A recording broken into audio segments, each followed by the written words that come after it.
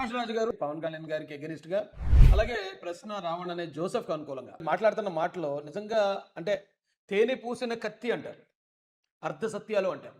అంత నేగ్గా ఎందుకు పవన్ కళ్యాణ్ గారి మీద ఎంత ద్వేషం నింపుకున్నారు?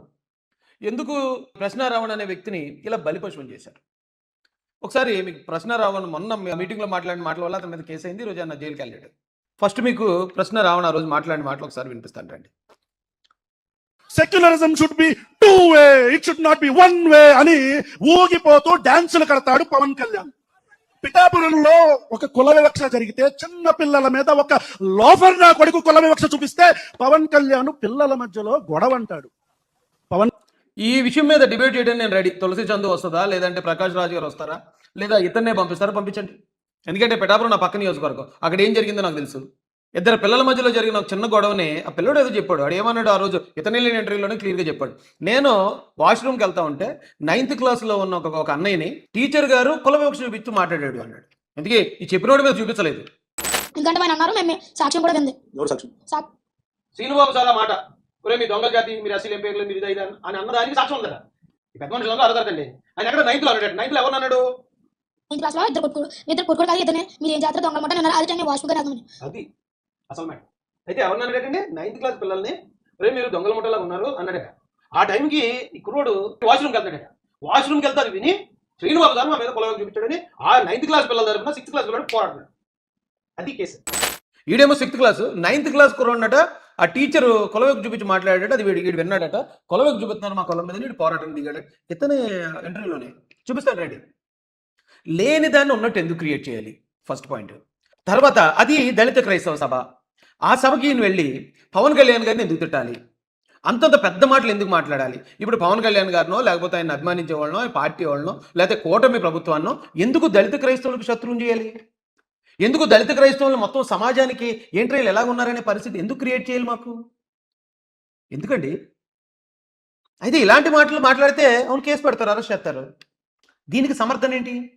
ఇది ప్రశ్నించడం అంటారేంటి? రమ్మనండి, దీని మీద కూడా డిబేట్ చేద్దాం. మల్లం గ్రామంలోనే కూర్చుందాం. మల్లం గ్రామంలో అక్కడ ఉన్న కాపుల్ని, ఎస్సీని పిలిపిద్దాం.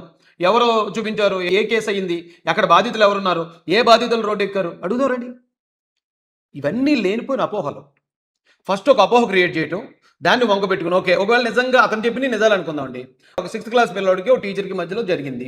ఆ టీచర్ కూడా ఎస్సీఏ. ఒక ఎస్సీ టీచర్ ఒక ఎస్సీ మీద అట్రాసిటీ చేసిందని ఇతను అన్నదే నిజం అనుకుందాం. ఆ టీచర్ని ట్రాన్స్ఫర్ చేశారు. ఆ విషయంలో పవన్ కళ్యాణ్ గారిని తిట్టాల్సిన అవసరం ఏంటి? మల్లాం గ్రామంలో ఒకవేళ నిజంగా ఇతను అన్నదే జరిగింది అనుకుందాం, ఆ లోకల్లో ఏమన్నా అదే నిజం అనుకుందాం కాసేపు. ఒకవేళ నిజమైతే దాన్ని పవన్ కళ్యాణ్ గారిని తిట్టడం ఏంటి? అక్కడ అది అలా అలాంటిది ఏదైనా జరిగింది అనుకో కేసు పెట్టాలి, బాధ్యులను శిక్షించేలాగా మనం పోరాడాలి. అది కదా ప్రాసెస్. అది వదిలేసి పవన్ కళ్యాణ్ గారి పెద్ద పెద్ద మాటలు. పవన్ కళ్యాణ్ నోట్లో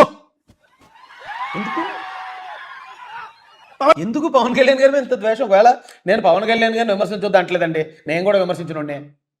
నేను విమర్శించాను. నేను వైసీపీలో ఉన్నప్పుడు వైసీపీ కార్యకర్తగా ఆయన విమర్శించాను. ఆయన మీద నేను కూడా పరుష పదజాలం వాడాను. తర్వాత మొన్న ఎలక్షన్కి ముందు ఆయన ఏదో 400 సీట్లు బీజేపీ కంటే, బీజేపీకి 400 సీట్లు వస్తే రాజ్యాంగం మార్చేస్తుందని రేవంత్ రెడ్డి గారు అన్న అలాంటి వాళ్ళు అన్న మాటలు విన్న తర్వాత అమ్మో ఏదైనా ఇది రిజర్వేషన్స్కో లేకపోతే దళిత వర్గాలకి, బహుజన వర్గాలకి ఏమన్నా డేంజర్ ఉందేమో అప్పుడు కూడా మేము వ్యతిరేకించాం. అక్కడ కారణం ఉంది, వ్యతిరేకించాం. ఇప్పుడు కారణం ఉంది, మీరు వ్యతిరేకించండి, మీరు ఫైట్ చేయండి. ఆయన మిమ్మల్ని తిట్టాడు అనుకో, మీరేం తిట్టండి. అరే ఏ కారణం లేకుండా ఆయనేమో అనారోగ్యంతో పాపం హాస్పిటల్కి వెళ్ళి శస్త్రచికిత్స చేసుకునే ఈ సమయంలో దళిత క్రైస్తవుల సభ అని చెప్పి ఇలా మాట్లాడడం, ఇది ప్రశ్నించటమా? అరే రే రే రే ఇది ప్రశ్నించడం నాకు తెలియదండి ఇప్పుడు దాకానే. పోలీసులకు కాదు, ఆ చట్టానికి ఐపీసీకి, సిఆర్పీసీకి కూడా తెలియదు, బిఎన్ఎస్కి కూడా తెలియదు ఇది ప్రశ్నించడం. పవన్ కళ్యాణ్ గారు మీరు ఎక్కడున్నారు సార్? కనపడట్లేదే, వినపడట్లేదే. ఈ రాష్ట్రంలో దారుణమైన వివక్ష జరుగుతుంది. ఒక్కసారి కూడా పవన్ కళ్యాణ్ ప్రశ్నించలే. I'm closing my lines. ఈ కూటమి ప్రభుత్వానికి, కొనిదల పవన్ కళ్యాణ్ గారికి ఒక్కటే చెప్తున్నా, ఈ రోజు పిఠాపురంలో పిల్లల మీద జరిగిన కుల వివక్షతోనే మీ పతనం మొదలయ్యింది. లేని ఒక కారణం అది. అక్కడ ఏమీ లేదు. అక్కడ లేని దాన్ని తీసుకుని దాన్ని భూతత్వంలో చూపించి దాన్ని ఒక దారుణంగా క్రియేట్ చేసి అది దళిత సమాజానికి ఆపాదించి దళితుల తరపు నేను పోరాడుతున్నాను అన్నట్టు ఒక బిల్డప్ క్రియేట్ చేసుకుని పవన్ కళ్యాణ్ గారిని తిట్టేయటం ఏమిటి? ఈయన ఇప్పుడు దాకా నేను దళితులు అనుకున్నాను. నేను నాలాంటి నేను సోషల్ మీడియాలో ఎంత యాక్టివ్గా ఉన్నా సరే అతన్ని నేను దళితే అనుకున్నాను. ఒకవేళ ఐడియాలజీతో అతను మాట్లాడుతున్నాడేమో, ఒకవేళ ఏదైతే మతాల మధ్యలో ఉన్న విద్వేషాలు, లేకపోతే మతాల మధ్యలో పెట్టి రాజకీయాలు ఇవన్నీ వ్యతిరేకిస్తారు కదా జనరల్గానే అంబేద్కరిజంలో ఉన్నవాళ్ళు. అతను దళిత్ అనుకున్నాను నేను. అతను అసలు దళితుడే కాదట. ఎందుకు ఆ ఐడెంటిటీని దాచుకుని దళితుల్లో ఎందుకు పోర్ట్రే చేస్తున్నారండి? అక్కడెక్కడో తెలంగాణ నుంచి ఒక ఎర్రప్ప అనేవాడు ఒకడు వచ్చాడు, ఆడు నేను దళిత పెట్టినని వాడు. ఇక్కడ ఆ ఇస్మాయిల్ అని ఒకడు వచ్చేవాడు, ఆడు వచ్చి నేను దళిత పెట్టినని ఆడు క్రియేట్ చేశాడు. ఇప్పుడేమో ఇతను కూడా ఒక దళిత దీన్ని క్రియేట్ చేసుకుని రావణ్ అని పేరు పెట్టుకుని, అయ్యో మీరు చేసే పనులకి ఆ వెనకాతలు ఉన్న కమ్యూనిటీ మేము బ్లేమ్ అనుభవిస్తున్నాం. మీరు ఎవరో చెప్పి మీరు ఫైట్ చేయండి, మీరు ఎవరో చెప్పి మీరు తిట్టండి. అంతేగాని దళిత క్రైస్తవ సభలోకి వెళ్ళి పవన్ కళ్యాణ్ గారిని తిడితే దళిత క్రైస్తవులు అందరూ ఇప్పుడు పవన్ కళ్యాణ్ గారికి శత్రువులు అనేది క్రియేట్ చేయాలనే ప్రయత్నమే కదా ఇది. ఎందుకు అంత పెద్ద పెద్ద మాటలు ఎందుకండి? ఈ విషయాన్ని సమర్థించడానికి ప్రకాష్ రాజ్ గారు వచ్చారు. ప్రకాష్ రాజ్ గారి మాటలో కొన్ని విషయాల్లో నేను ఎప్పుడు ఆయన విభేదించలేదు. ఫస్ట్ టైం నేను విభేదిస్తున్నాను. ఇదివరకు ఎప్పుడు ఆయన గురించి నేను మాట్లాడింది కూడా లేదు. ఆయన ఐడియాలజీ ఏదో ప్రతి ఒక్కరికి సిద్ధాంతం ఉంటుంది. ఎవరినన్నా సరే సిద్ధాంతపరంగా వ్యతిరేకించవచ్చు, తప్పులేదు. కానీ పవన్ కళ్యాణ్ గారిని మాత్రం ఎందుకు టార్గెట్ చేస్తున్నాడో నాకు ఎప్పటికీ అర్థం కాదు. రండి ఆయన ఏమడిగాడు ఒకసారి చూద్దాం రండి. రావణ్ణి మధ్యరాత్రి హైదరాబాద్ లో అరెస్ట్ చేసి పెద్ద బిల్డప్ ఇచ్చి ఆంధ్రప్రదేశ్ తీసుకెళ్లారు. కోర్టు ఈ కేసులో అరెస్ట్ చేయలేవండి అని బెయిల్ ఇచ్చింది. ఇమ్మీడియట్ గా ఇంకో కేసు వేసి మళ్ళీ అరెస్ట్ చేశారు. అప్పుడు కూడా కోర్టు లేదండి దిస్ ఇస్ నాట్ రైట్ అని మళ్ళీ బెయిల్ ఇచ్చింది. మళ్ళీ ఇంకో కేసులో అరెస్ట్ చేస్తారా? ఇలా ఒక 30 కేసులు రెడీగా ఉన్నాయంట కదా బెయిల్ ఇస్తే. అంటే కోర్టు మళ్ళీ మీరు తప్పు చేస్తున్నారు, ఇలా అరెస్ట్ చేయలేదంటే మీరు ఇంకో 30 కేసులు పెట్టి అధికారాన్ని మిస్యూజ్ చేస్తూ ఎక్కడ దాకా వెళ్తారు? ఏంటిది సిగ్గులేని కక్ష సాధింపు? అసలు ఈయన విలక్షణ నటుడు అని ఎందుకంటారా అనుకున్నానండి. నిజంగా ఇక్కడ కూడా అది కాదు రప్పించోడా అంటే చూడండి, ఏదో సినిమాలో అమ్మ నాన్న తమిళమ్మాయిలో, అలాగే రేలంగి మామ అనే ఒక క్యారెక్టర్ ఉంటుంది. అన్ని మంచి మాటలే చెప్తాడు, మంచిగా ఉంటాడు. సేమ్ ఆ క్యారెక్టర్లోకి ఈయన ఇప్పుడు ఆవాహన చేసుకుని అసలు నేను చెప్పే మాటలు చూడండి, నిజంగా ఎంత స్వీట్గా ప్రజలకి తప్పుదో పట్టించేలా ఉన్నాయంటే. ఒక కేసులో అర్ధరాత్రి బిల్డప్ ఇచ్చి అరెస్ట్ చేసి పిఠాపురం తీసుకెళ్లారు అన్నాడు. బిల్డప్ ఇచ్చి అరెస్ట్ చేయడం ఏంటి? పోలీసులు ఎప్పుడు కూడా అరెస్ట్ చేయడానికి వచ్చినప్పుడు అరెస్ట్ చేస్తారు. వాళ్ళ పని ఏంటి? అరెస్ట్ చేయాలి, కోర్టులో సబ్మిట్ చేశారు. చేస్తే ఆయన ఏమంటాడండి, కోర్టు బెయిల్ ఇచ్చేసింది. తర్వాత సర్పవరంకి తీసుకెళ్లారు. సర్పవరం కూడా ఇది కరెక్ట్ కాదు, రిమాండ్ ఇవ్వలేమని బెయిల్ ఇచ్చేసింది. ఇప్పుడు మీరు మచిలీపట్నం తీసుకెళ్తున్నారు, అక్కడ కూడా అంటే కోర్టు మాట మీకు లెక్కలేదా? మిస్యూజ్ చేస్తారా మీరు? ఇలా అంటే చూడండి ఎంత బాగా చెప్తున్నాడు ఏమండి ప్రకాష్ రాజ్ గారు. కోర్టు బెయిల్ ఇచ్చింది. ఎందుకు ఇచ్చింది బెయిల్? 7 సంవత్సరాల శిక్ష పడే లోపు ఉండే ఏ సెక్షన్ ఇచ్చినా వాళ్ళని రిమాండ్కి ఇవ్వద్దని సుప్రీంకోర్టు ఆర్డర్ ఉంది కాబట్టి, ఇది 7 సంవత్సరాల లోపు శిక్ష పడే నేరాలు కాబట్టి ఈయన్ని ఇప్పుడు రిమాండ్కి ఇవ్వలేము, బెయిల్ ఇస్తున్నాం. ఈయన ఇక్కడి నుంచి కోర్టుకు తిరగాలి. మాట్లాడిన మాటలు ఉంటాయి కదా, ప్రూవ్ చేసుకోవాలి. అది ఒకవేళ చట్ట ప్రకారం నేరం అయితే అప్పుడు శిక్ష పడుతుంది, ఖచ్చితంగా జైలుకి వెళ్ళాలి. దాని అర్థం అదండి. అంతేగాని రావణ్ని ఎందుకు తీసుకొచ్చారు మీరు? అలా నా కొడకలారా అన్నాడు అంతే కదా, లేకపోతే ఇంకోటి ఏదో బూతులు తిట్టాడు అంతే కదా. దీనికి కేసు ఏంటి? మేము కేసు కొట్టేస్తున్నాం అన్నారండి, క్వాష్ చేసేస్తున్నాం. ఇది అసలు కేసే కాదు, కేసు పెట్టి అర్హత లేదు మీకు అని పోలీసులు ఏమన్నా ఆ ఎఫ్ఐఆర్ని మొత్తం రద్దు చేసిందండి కోర్టు. ఏం మాడుతున్నారు సార్ మీరు? 7 సంవత్సరాల లోపు సెక్షన్ ఉండే ఏ సెక్షన్ ఎవరికి పడినా దానికి లేదు, అరెస్ట్ లేదు. అరెస్ట్ లేదు అంటే దాని అర్థం అతను నిరపరాధని కాదు, అమాయకుడు అని అంతకన్నా కాదు. కానీ మీరు చెప్పే ఈ స్లాంగ్ ప్రజలకు ఎలా వెళ్తుందంటే, అరే వదిలేసిందట కోర్టు నిర్దోషి అని. అంటే ఈ కేసులన్నీ అవి పద్ధతి ప్రకారమే సెక్షన్ వేసి పెట్టారు కాబట్టి కోర్టు ఏం చేసిందంటే జస్ట్ దీనికి ఇప్పుడు అరెస్ట్ లేదు, కానీ ఇది వాయిదాలు జరగాల్సిందే, ట్రయల్ జరగాల్సిందే అంతే. రేపు పొద్దున ఇప్పుడు ఈ కేసులు 30 కేసులు అన్నారా మీరు, 30 కేసుల్లో కోర్టు తిరిగి వచ్చినప్పుడు దోలు తీరిపోతాయి. 30 కేసుల్లో 30 కోర్టుల్లో లాయర్లు పెట్టుకుని ఆ 30 కేసులు అంటే నెలకు 30 రోజులే. ఒక్కొక్క కేసులో ఒక్కొక్క వాయిదాకి వెళ్తే 4 రోజులు సరిపోవు. పైగా మనోడు హైదరాబాద్లో ఉంటాడు, హైదరాబాద్ నుంచి పిఠాపురం ఒక రోజు రావాలి, మచిలీపట్నం ఇంకో రోజు వెళ్ళాలి, ఇంకో రోజు రేపు నుంచే ఉంటుంది అసలు సినిమా. అయిపోయింది అనుకుంటారా ఏంటి మీరు?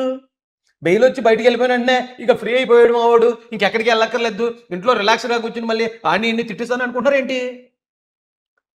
దోలన్నారు తీరిపోద్ది రేపటి నుంచి. ఇప్పుడు బెయిల్ వచ్చి బయటికి రావడం అనేది జస్ట్ ట్రైలర్. ఇది పిక్చర్ అభి బాకే హై మేరా దోస్త్, ఎక్కడి నుంచి ఉంటుంది అసలైన సినిమా. అది వదిలేసి ఏంటండి ఇది? ఇప్పుడు మీరు ప్రశ్నిస్తారు, మీరెందుకు తిట్టరు మరి? నా కొడకల్లారా అని, నోట్లో ఏం పెట్టుకున్నామని, లేకపోతే ఇంకోటి మీరెందుకు తిట్టరండి? మీరు తిట్టకుండా అతను ఒకరిని తిట్టించి ఎందుకు అతను బలిపోషణ చేస్తున్నారు?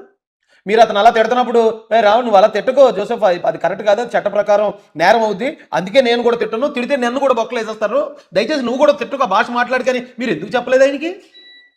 చెప్పకుండా ఎందుకు అతన్ని పాపం ఇన్ని కేసులు ఎరిగించారు? వేళ వైసీపీ సంగతి మీకు తెలీదు. వైసీపీ నేను ఇందాక చూశాను, సాక్షులు వేశారు, రావణ ప్రాణానికి ప్రమాదం ఉంది, ఎవరో చంపేనా చూస్తున్నారండి, ఏళ్ళో చంపేసి అది వేరే వాళ్ళ అకౌంట్లో వేస్తారు. ఈవేళ ఇప్పుడు అతను మచిలీపట్నం వెళ్ళాడు, జనాలు గోల పెట్టుకుంటూ పరుగులు పెడుతున్నారు అతను ఎక్కడ దొరుకుతాడా అని. అతను కాపాడు రెస్క్యూ చేయకుండా మీరు ఎక్కడో ఏసీ రూమ్లో కూర్చొని ఇంత సమ్మగా మాడుతున్నారేంటి సార్? అతనికి భార్య ఉందట, చిన్న పిల్ల ఉందట, అతని లైఫ్లో ఎందుకు అంత రిస్క్లో పెట్టేశారు జగన్ గారు మరియు మీలాంటి వాడు? అంత రిస్క్లో పెట్టి ఇప్పుడు ఎందుకు గాల్లో వదిలేశారు? అంటే అతన్ని ఒకవేళ ఎవరన్నా ఏదైనా చేస్తే చక్కగా అతను మటన్ని లేకపోతే అతని శవాన్ని ఉపయోగించుకుని రాజకీయానికి వాడుకోవాలనుకున్నారా? ఏంటి సార్ ఇది? అరే మీరు చాలా మేధావులు అనుకున్నాను నేను. బెయిల్ వస్తే అయిపోయింది అనుకున్నారా కేసు? మేమేం తప్పు చేయలేదండి, ఎవరిని నా కొడుకు కానీ నాలుగు చీరేస్తాం అది ఇదని నేను ఏం మాట్లాడలేదని. కానీ జగన్ గారు నా మీద 30 కేసులు పెట్టారు. ఆ 30 కేసుల్లో నేను 22 రోజులు జైలు నుండి వచ్చిన తర్వాత అక్కడి నుంచి అసలు సినిమా స్టార్ట్ అయింది నాకు. అలాగే మనోడు కూడా ఇప్పుడు స్టార్ట్ అవుతుంది సినిమా. ఏం చేయాలనుకుంటున్నారు? జనాలు చూస్తున్నారు. They are seeing your frustration. They are all watching this frustration. You can't misuse power like this. Hope you release him soon. Thank you. Prakash Raju garu correct కాదండి ఇది. చెప్పండి, అతను తప్పు మాట్లాడితే లైన్ దాటకూడదు. ఏదైనా చట్ట పరిధిలో ఉండాలి తప్ప చట్టాన్ని మీరితే దాన్ని కడుక్కోవడానికి సంవత్సరాలు పడుతుంది. మీరు ఏదో అనుకుంటున్నారేమో. నా మీద తప్పుడు కేసులే నా మీద పెట్టినాయి అన్ని. కేసు పెట్టినోడు కూడా కోర్టుకు అటెండ్ అవ్వడు, నాకు సాక్షులు కూడా రారు. అయినా కూడా ఒక్కొక్క కేసు 3-5 సంవత్సరాలు 4-5 సంవత్సరాలు నడుస్తూనే ఉంది. నిన్న మొన్న రావణ్ణి పిఠాపురం స్టేషన్లో ఉంచినప్పుడు నేను ఆ రోజు ఒక కేసు నిమిత్తం నేను వాయిదాకి అటెండ్ అయ్యాను. ఉదయం అటెండ్ అయితే సాయంత్రంకి అయింది నాకు. ఏంటది? ఒక రైతు చనిపోతే ఆ ఇద్దరు కూతుర్లు అనాథలు అయిపోతున్నారని వాళ్ళ కోసం నిలబడి పోరాడి ఆ రైతు దగ్గర జగన్ గారు లాక్కున్న భూమి వాళ్ళకి ఇప్పించాం. భూమి ఇచ్చేశారు, వాళ్ళకి కాంపన్సేషన్ ఇచ్చారు, అన్నీ చేసి సాటిస్ఫై చేసి తర్వాత నన్ను అరెస్ట్ చేయాలని 15 రోజుల తర్వాత ఆ కేసు కట్టిన జైల్లో పెట్టారు. అలాంటి తప్పుడు కేసును వదిలించుకోవడానికి 4 సంవత్సరాలు అవుతుంది, ఇంకా తిరుగుతున్నాను. రేపు నుంచి రావణ్కి ఎవడో ఉండడు, వెనకాల ఎవ్వడో ఉండడు, ఆ వాయిదాలు తిరిగేటప్పుడు ఎవ్వడో ఉండడు. ఆ వాయిదాలు ఇప్పుడు ఈవేళ జనం అతని మీద అలా పరుగులు ఎట్టించి అతన్ని ఇది చేయడానికి ప్రయత్నిస్తున్నారు ప్రజలు. రేపు పొద్దున వాయిదాలకు వస్తాయి. వాయిదాలు కానీ why category Z category security వేసుకుని వస్తాడు ఏంటి? ఎందుకు అతని ప్రాణాలు అలా రిస్క్లో పెట్టారు? అతని లైఫ్ని ఎందుకు అలా రిస్క్లో పెట్టారు? మళ్ళీ ఇలా సపోర్ట్ చేయడం ద్వారా అతన్ని ఎందుకు ఇంకా ముంచేస్తున్నారు మీరు? మనం పెద్దలుగా ఉన్నప్పుడు రేపు తప్పు అలా మాట్లాడుకో, అలా చేయొద్దు, ఇలా వెళ్ళు, ఇలా పద్ధతిగా ఉండు, ఇది నేర్పించాలి. కానీ ఏది చేస్తే దాన్ని ఎంకరేజ్ చేసుకుంటూ పోతారా? ఏం పద్ధతి అండి ఇది? ఇదేనా మీరు నేర్పించే పద్ధతి? దాని తోడు మీరు పవన్ కళ్యాణ్ గారిని ఎందుకు విమర్శింటారో నాకు తెలియదు, ఇప్పటికీ తెలియదు. ఆయన దారిలో ఆయన వెళ్తున్నాడు, నచ్చితే మీరు ఓటేయండి, నచ్చకపోతే ఓటేయకండి. లేదా ఆయన ఏమన్నా మతాల మధ్యలో ఏమైనా విద్వేషాలు పెట్టి గొడవలు ఏమైనా క్రియేట్ చేశాడా? ఏ చర్చల మీద మసీల మీద ఏమైనా దాడి చేయించాడా? లేకపోతే ఎవరైనా చంపించాడా? ఎవరి మీద వివక్ష ఏం చేశాడని? అతను పవన్ కళ్యాణ్ గారు మీకు టార్గెట్ ఏంటి? ఎందుకు? ఓన్లీ అసూయ ద్వేషం మాత్రమే కనిపిస్తుందండి. అరే మాతో పాటు ఉండాల్సిన ఒక నటుడు ఈవేళ ఈ స్థాయి డీసీఎం అయిపోవడం ఏంటి, కేంద్రంలో కూడా ఈ స్థాయి 5 వచ్చేటివి ఏంటి అనే అసూయ కనిపిస్తుంది తప్ప నాకు కన్స్ట్రక్టివ్గా ఒక్క రీజన్ కనిపించలేదు. మీరు వ్యతిరేకించరు. ఒకవేళ ఇప్పుడు జగన్ గారు ఉన్నారండి, వైసీపీలో ఉన్నారు, వాళ్ళు విమర్శించడానికి సాలిడ్ రీజన్ ఉంది, ఎందుకంటే వాళ్ళు ప్రతిపక్ష పార్టీ, వాళ్ళు విమర్శించవచ్చు. అంటే మీరేం వైసీపీ కాదు కదా, మీరు ప్రతిపక్ష పార్టీ, మీకు పార్టీ లేదు, మీకెందుకండి ఆయనతో శత్రుత్వం? మీరెందుకు ఆయన తిట్టాలి? రావణ్ అనే ఈ జోసెఫ్ ఎందుకు తిట్టాలి? ఇతను ఏమన్నా పార్టీ కార్యకర్త? ఇప్పుడు అది అర్థం చేసుకోండి. పవన్ కళ్యాణ్ గారిని ఎవరైతే ఎవరినన్నా సరే, ఎవరు భారతదేశంలో విమర్శకు అతీతుడు కాదు, ఈవెన్ దేవుళ్ళతో సహా విమర్శించండి. కానీ ఆ విమర్శకు ఒక అర్థం పరమార్థం ఉండాలి, దానికి ఒక ఆధారం ఉండాలి. ఏ ఆధారం లేకుండా, ఏ కారణం లేకుండా మేము వెళ్ళి ఎవరినో తిట్టేస్తామంటే ఆయన ఒప్పుకోవచ్చు, ఆయన అభిమానులు ఒప్పుకోరు. లేదా ఆయన ఒప్పుకోవచ్చు, చట్టాలు ఒప్పుకోవు, శిక్షలు పడతాయి, కేసులు పడతాయి, అరెస్ట్ ఇప్పుడు ఉండకపోవచ్చు, రిమాండ్ ఇవ్వకపోవచ్చు, కానీ కోర్టుకు వాయిదాలు తిరగాలి. అక్కడ ఖచ్చితంగా ఇవన్నీ ఆధారాలు ఉంటాయి కాబట్టి శిక్ష పడుతుంది. శిక్ష పడితే అప్పుడు వెళ్ళాలి జైలుకి. ఏమనుకుంటున్నారో, కోర్టు అంటే ఏమనుకుంటున్నారు, కేసు అంటే ఏమనుకుంటున్నారో, దానిలో ఉన్న ఆ బరువు ఏంటనేది మీకు తెలియక చాలా సరదాగా ఉంది. రేపటి నుంచి తెలుస్తుంది రావణ్కి.